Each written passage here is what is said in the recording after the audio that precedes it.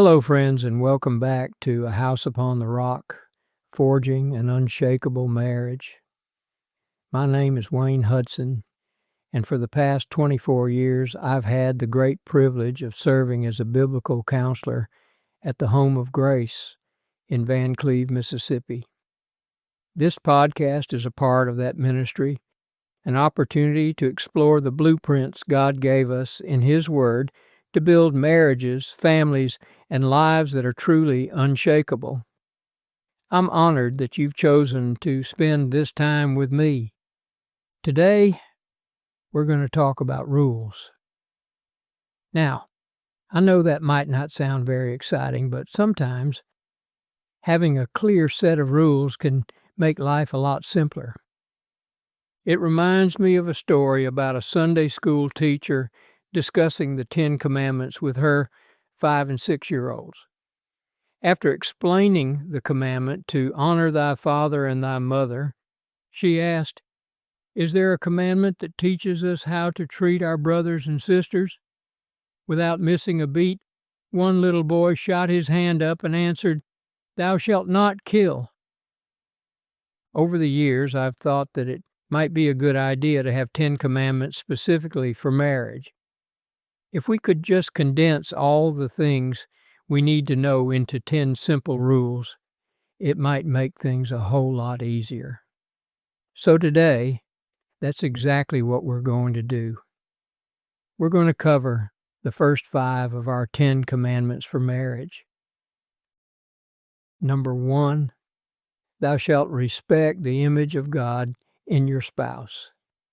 Your spouse may not always act like they're made in God's image, but the truth is they were. Genesis 1:26 says, "Let us make man in our image." Way down deep inside, there are likenesses to God, and you'll find them if you look hard enough. Think about it. If you had a baseball autographed by Babe Ruth, wouldn't you place great value on it? Author Gary Smalley asked, "How would you treat your spouse if you saw them as being autographed by God? Would you value them more? Would you try harder to understand them?" When we respect the image of God in others, He's free to bless that relationship.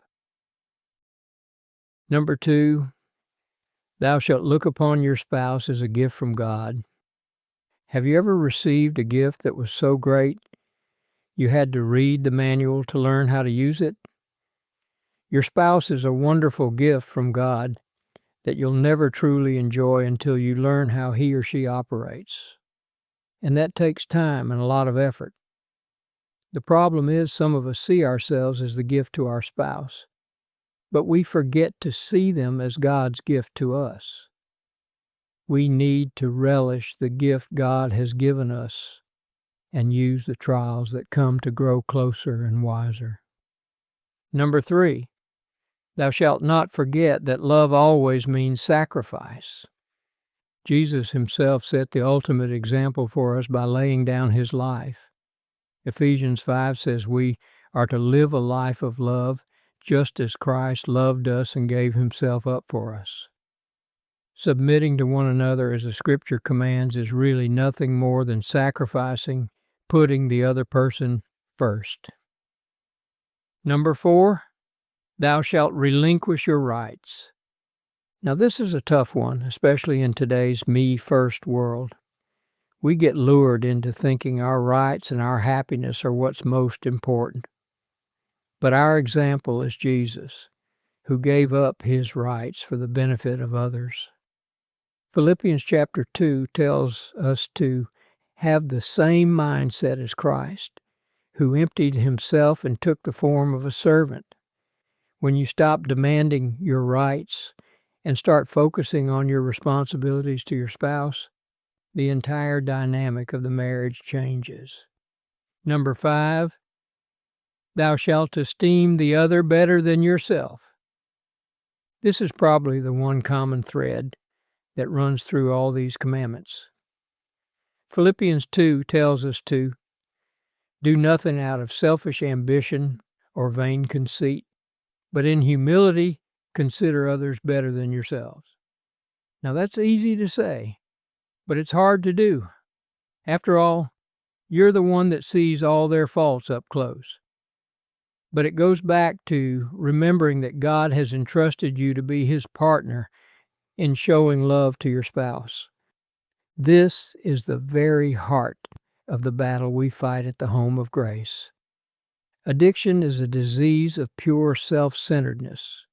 It's about relinquishing your responsibilities and demanding your rights to whatever your flesh desires. But when men and women come to us, they are introduced to the power of Jesus Christ, who shows them the path of sacrifice and humility. They learn to esteem others better than themselves, and that is where true healing and restoration begins. If you or someone you know needs to find that path, I urge you to visit us at homeofgrace.org. Most couples today put more effort into staying in shape physically than they do training to be a partner that can make love last. You can usually determine how much a person values their marriage by the effort they put into it. So, that's the first 5 commandments. We'll stop here for now, but I want you to think on these things this week. Respect the image of God in your spouse. See them as a gift. Be willing to sacrifice and relinquish your rights, and in all things esteem them better than yourself. You've been listening to A House Upon the Rock. Join me next time as we continue with Part 2 and the final 5 commandments for marriage. Until then, God bless you.